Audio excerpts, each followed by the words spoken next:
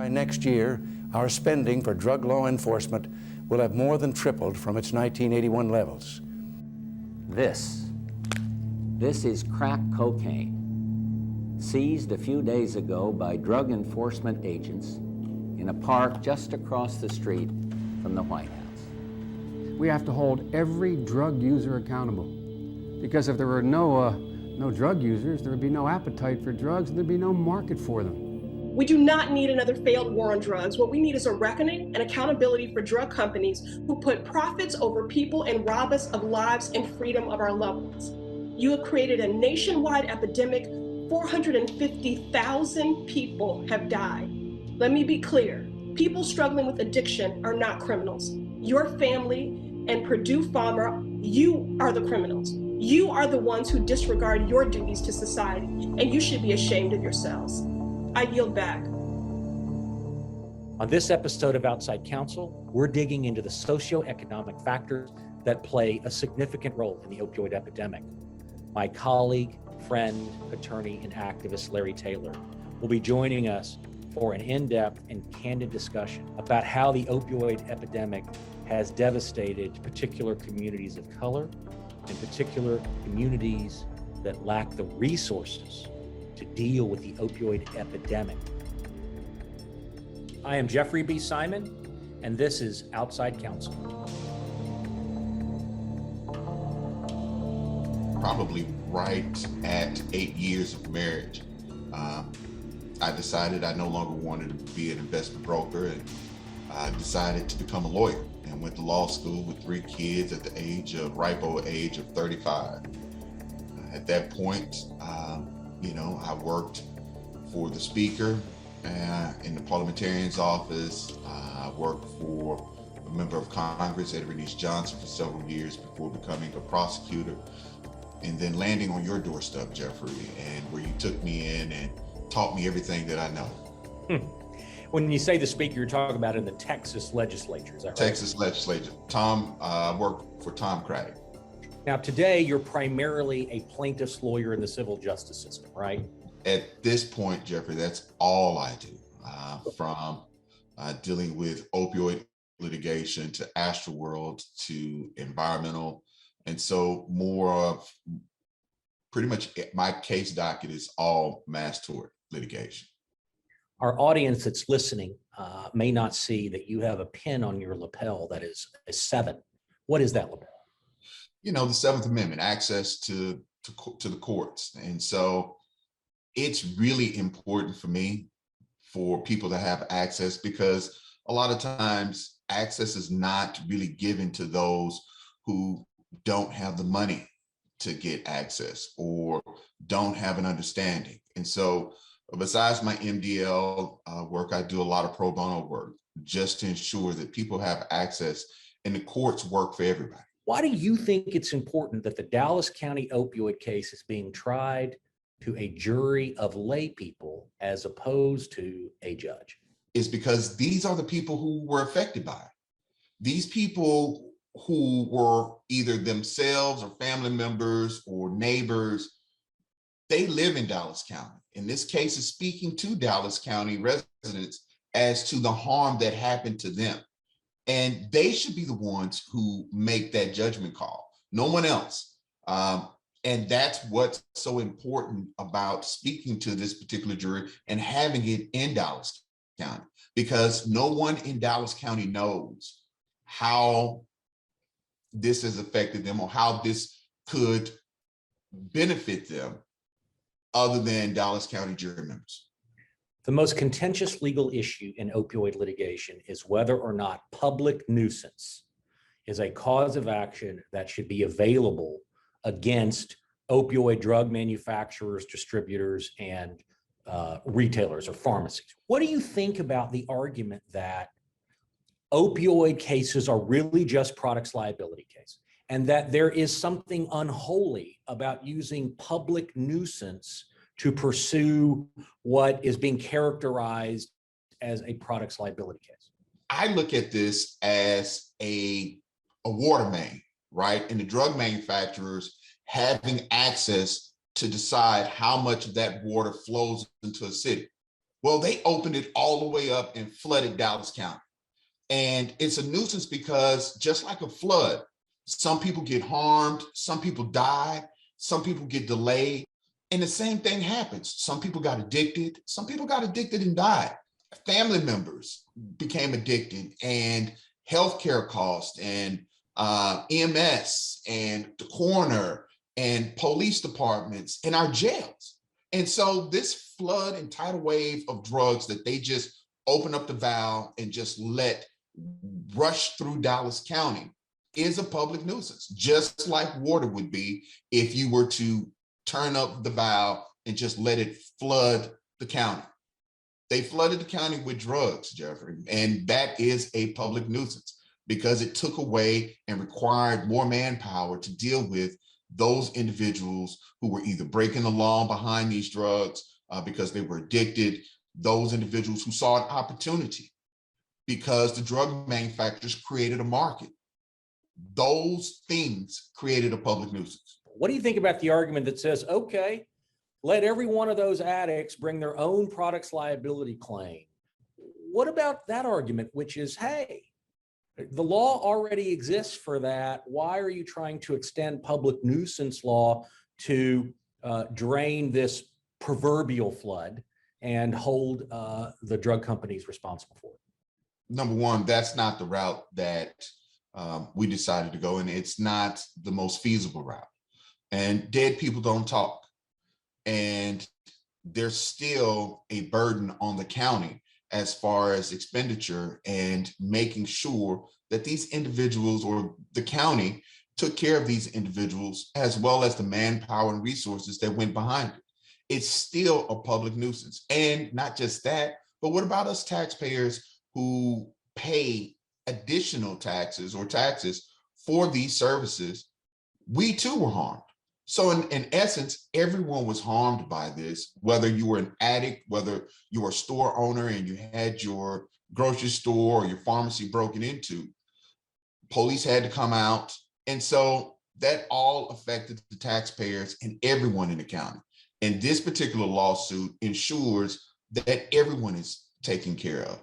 And so for those who are still addicted, with a victory, we'll be able to help those individuals fight their addiction and get back on their feet and become viable citizens.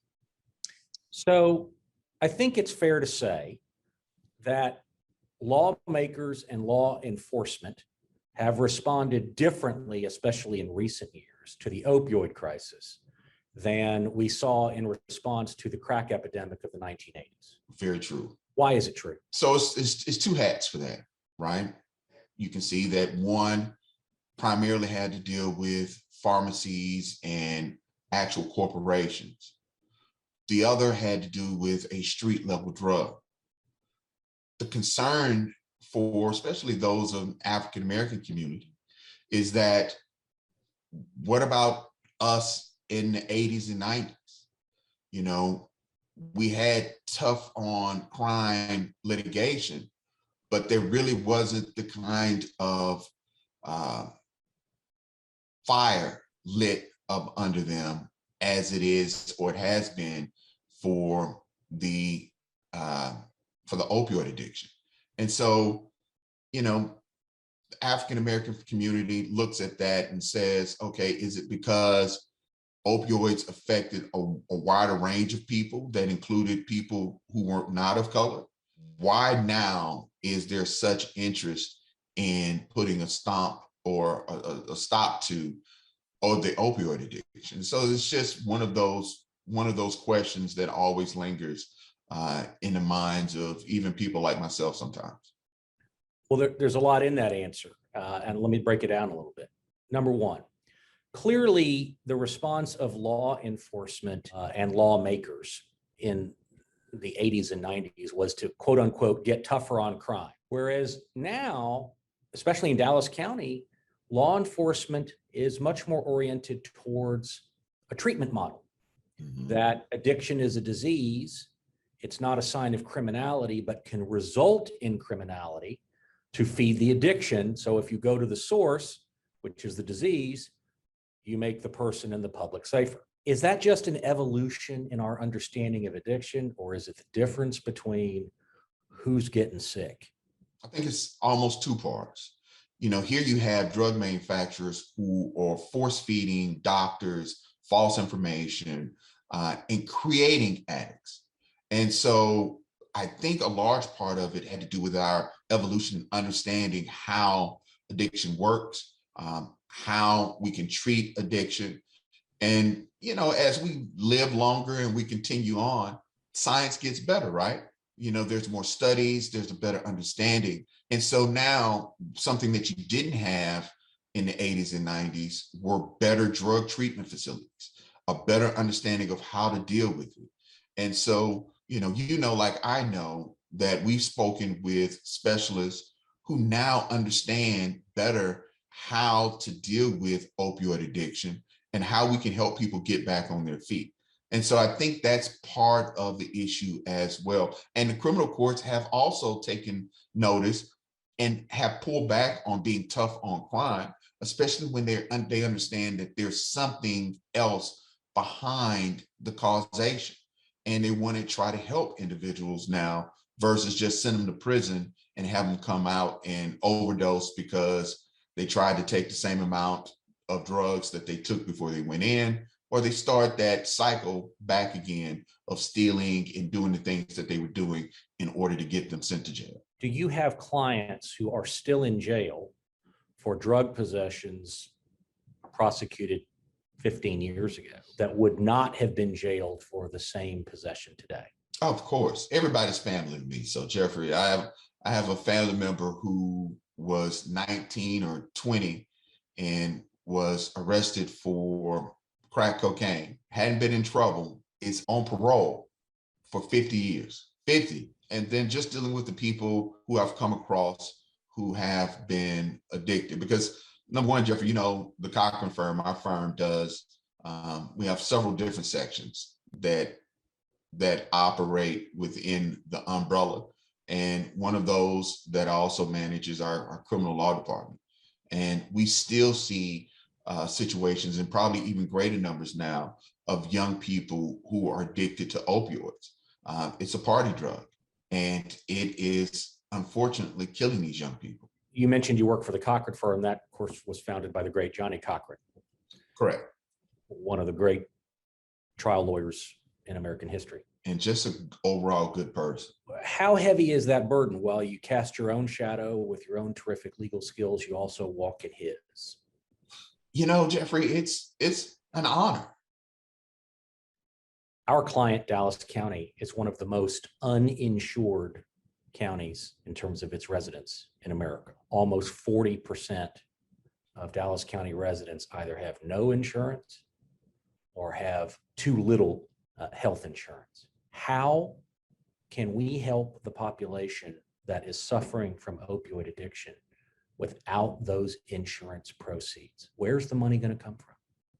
And Jeffrey, that's the perfect reason of why we brought this litigation, because the drug manufacturers and the distributors and the pharmacies have created this vacuum that has just piled on the burden on the healthcare system and leaving some of these people without. You and I have talked to individuals that have had health insurance and had resources, right? And so they were able to send their kids to the best treatment facilities across the country more than once. But what about, the Johnsons and the McAllens and these individuals who are blue collar workers who don't have, like you said, great insurance, and they have the addiction issue? It falls on the drug manufacturers, the pharmacies, and the distributors to go ahead and pay up and provide those resources so that we can help those individuals, so at least they can have a common, normal life or excel and do whatever they may be able to do, but have that opportunity. And so that's why we brought this lawsuit.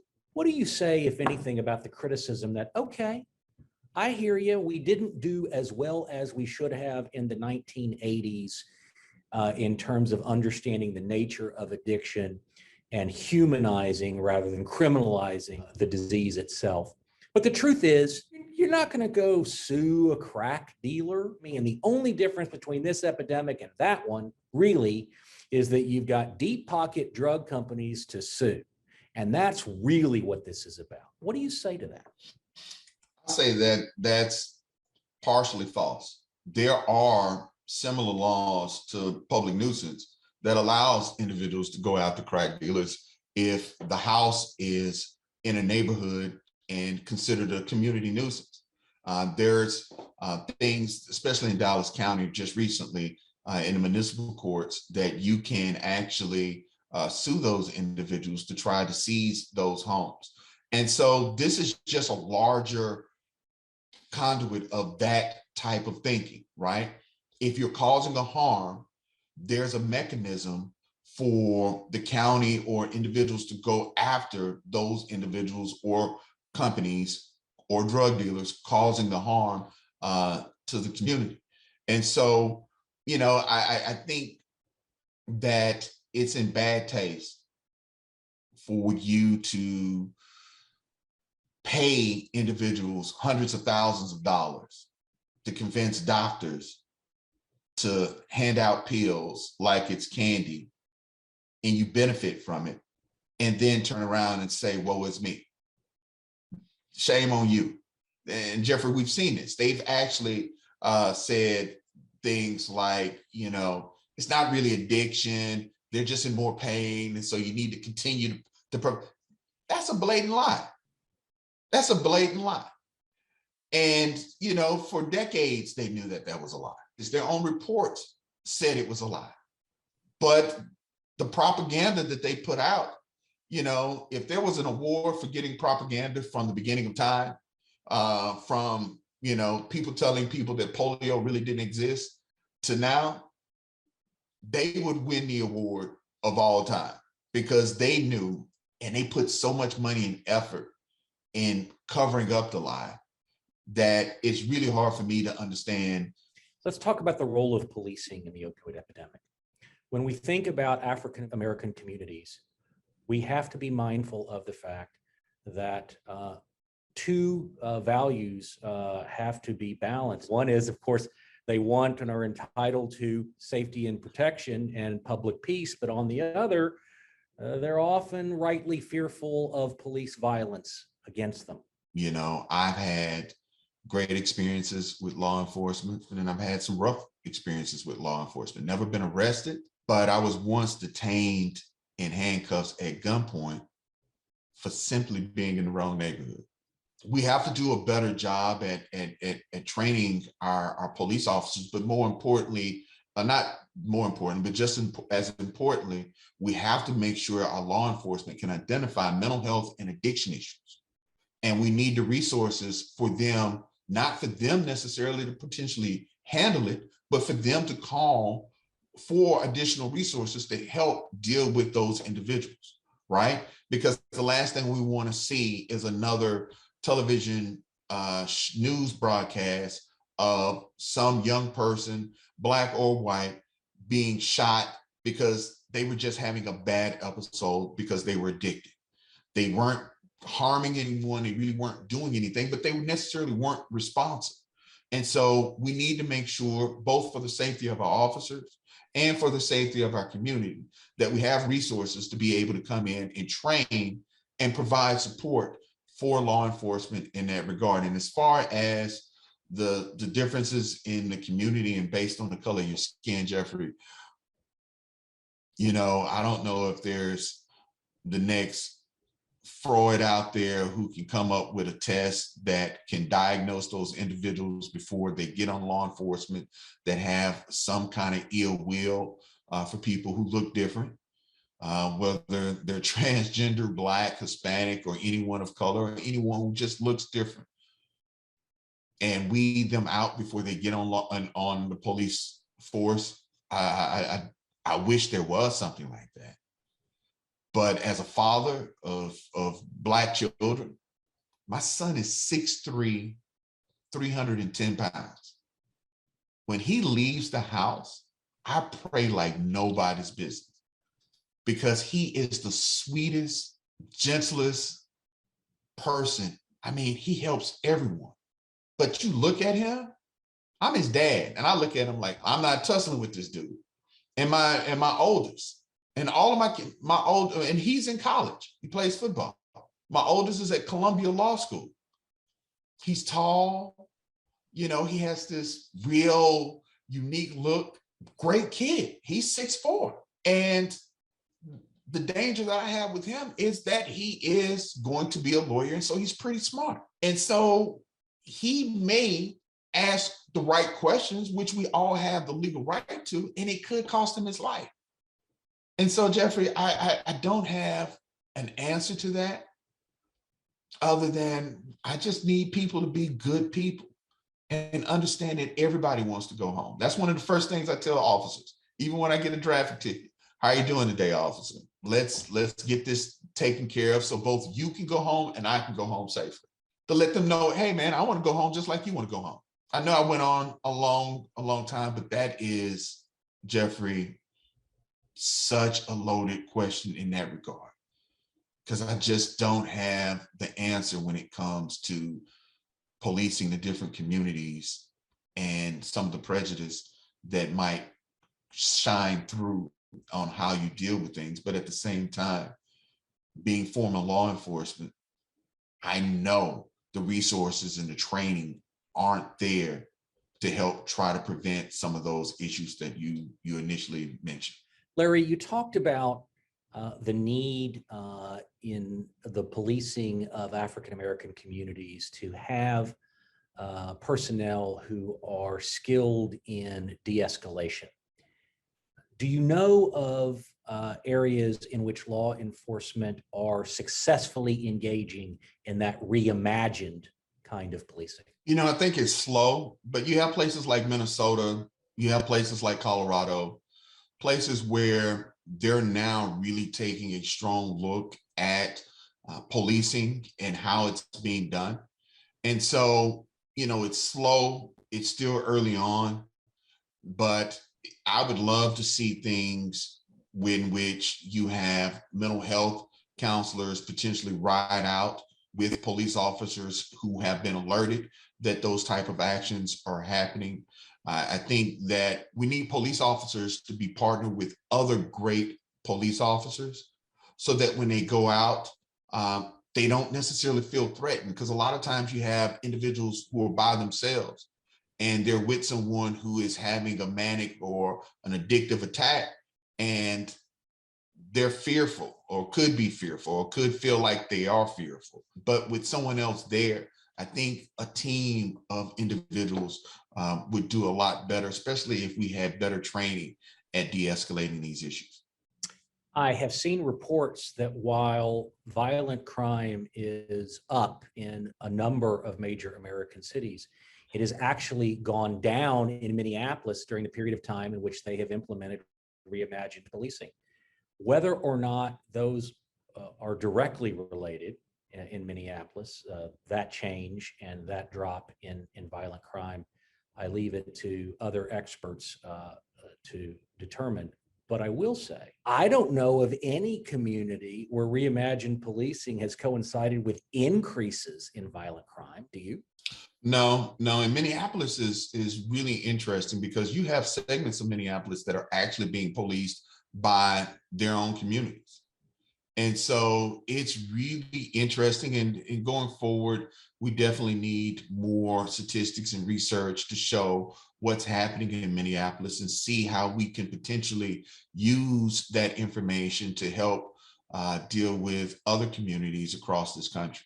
But I think, once again, I think a large part of it is going to be changing how we train police officers, because we train police officers basically to get home safely. And if that means to shoot and kill to get home, then that's what you do, versus everyone deserves to go home.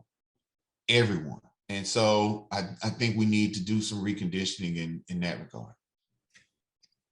What do we do about the problem that policing the illicit trafficking of prescription opioids is much more difficult than policing the criminal trafficking of illicit drugs, simply because prescription opioids can be legally possessed? The illicit portion, Jeffrey, like I said earlier, it's the carrot and the horse, right? You had this opioid prescription frenzy. You created this business for drug cartels and bad guys to provide illicit drugs. But I'm a firm believer in that if we're addressing one issue, we can address the other. And that the policing of dealing with the illicit drugs coming into this country, that's fine. But if we can deal with the addiction, people won't have that need in order to seek out those illicit drugs because they can no longer get them from legal forms from their doctors.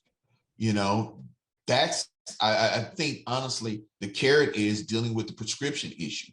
If we can deal with the prescription issue, the policing of the illicit drugs will handle itself, but also addressing the addiction will also handle dealing with the illicit drugs. Because you know what? Drug dealers and drug manufacturers aren't too different, right? Neither one of them is going to sell a drug if they can't make money doing it. In the Chapter 11 reorganization in bankruptcy court of Purdue Pharma, the company that produced OxyContin, still does, a Faustian bargain was made by governments all across the country, state and local, by people who are suffering from addiction and are represented by counsel, by people who represent babies born addicted to opioids, neonatal abstinence syndrome. And that bargain was effectively that if the Sackler family contributes billions of dollars to a trust to pay claims, they will escape future legal liability. Was that the right choice or was that the wrong choice? I hate to pose a question with a question, right? If I shoot you and I have a 6-shooter and I hit you and you say, hey, I won't create any legal issues for you if you pay me, and I pay you. The problem is I'm still holding the gun and I have 5 more bullets. And you just told me I'm not legally liable for shooting you. Why? Why would you make a deal in which you told someone, hey, you harmed me, pay me, but they still have the ability to continue to harm you? That just doesn't make sense. Well, let me add another wrinkle. As you know, of course, the Sacklers have been separated from Purdue Pharma. The entity has been renamed. It is now dedicated to exist for the purpose of generating money to fund the trust for the payment of claims.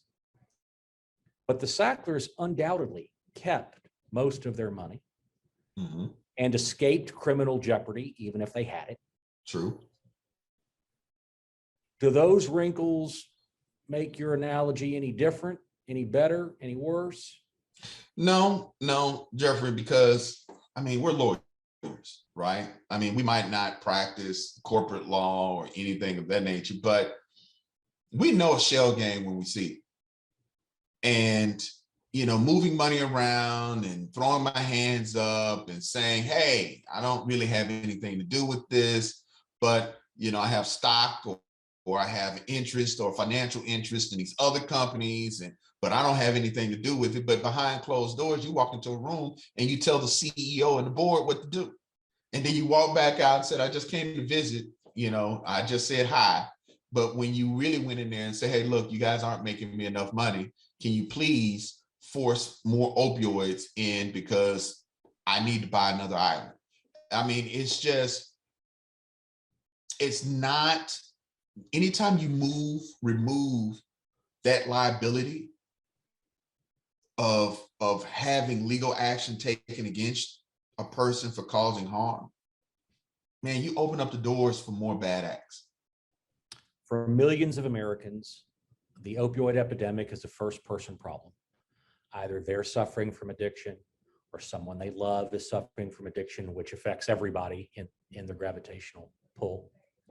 how do we resolve the problem of the existing group of Americans who are reliant on opioids for the relief of chronic pain? You have a real debate between patients who say, I had persistent chronic pain that interrupted my life in every way possible. It was so intense that I considered suicide, and the only thing that gave me relief was long-acting opioids.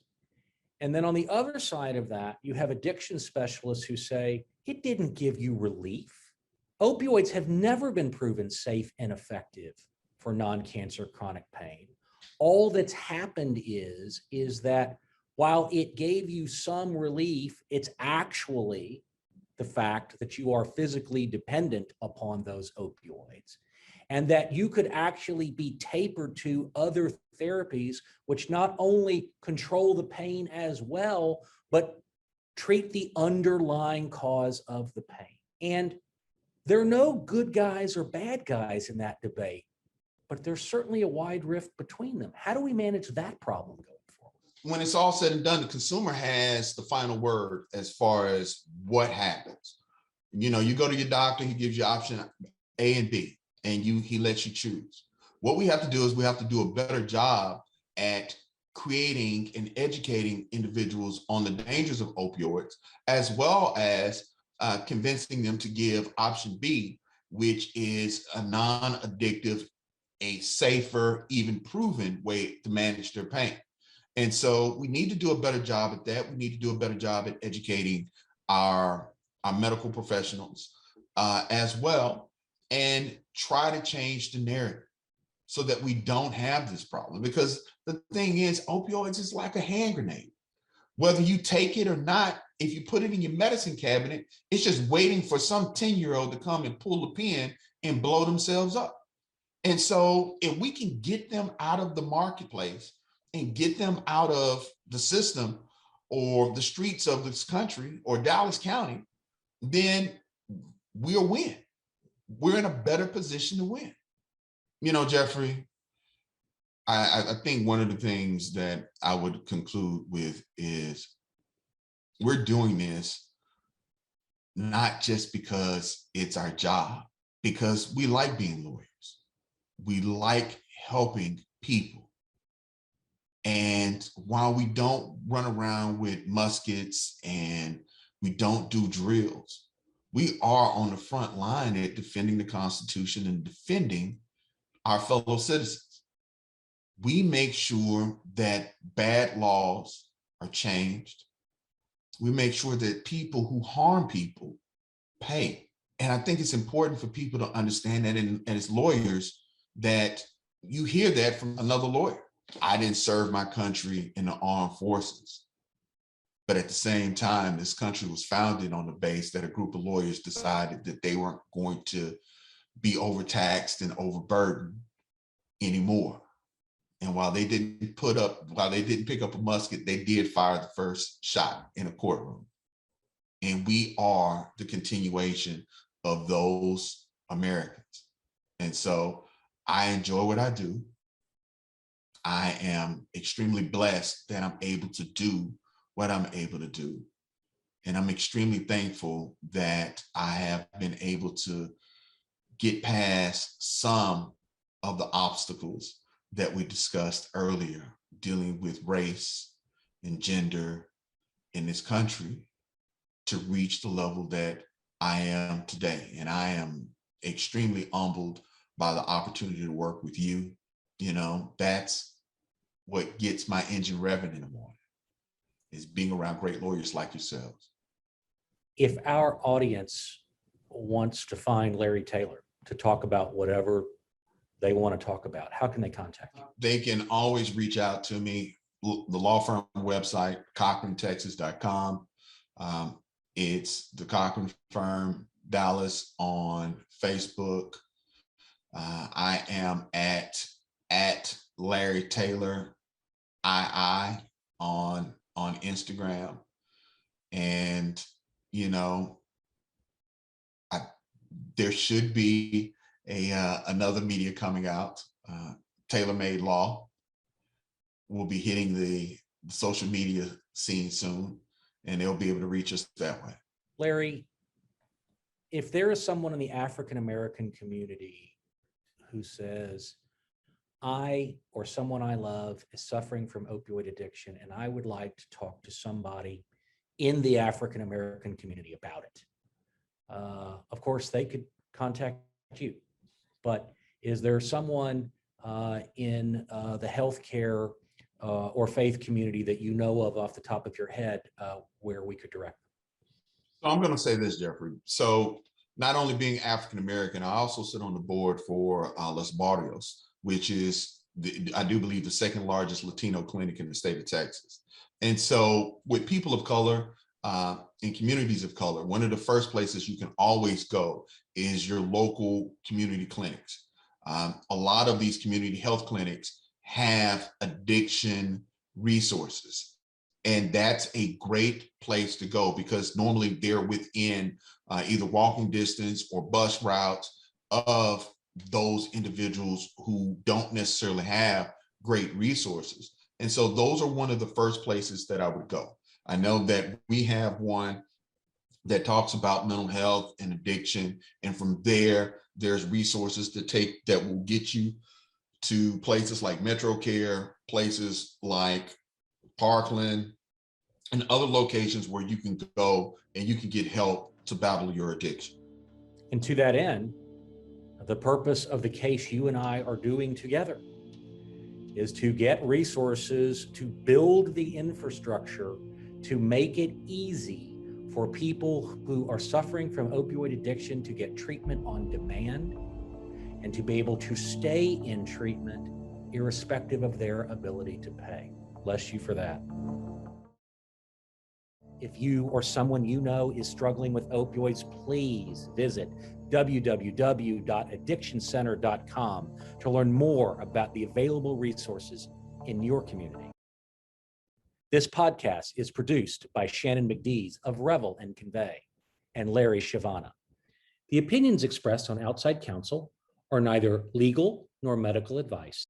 The views and opinions expressed in this podcast are those of the speakers, guests, experts, and/or host. They do not expressly nor necessarily reflect the opinion of any institution with which I am or ever have been a member and should never be attributed as such. Thank you for tuning in to another episode of Outside Counsel. I'm Jeffrey B. Simon.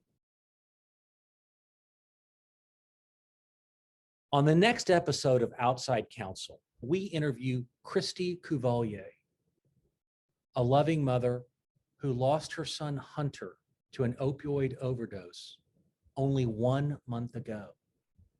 You'll learn that we found her because she wrote Hunter's obituary, and in it, she tells the story with enormous candor and courage that he died of an opioid overdose and what she understood his journey to be from addiction to recovery to overdose.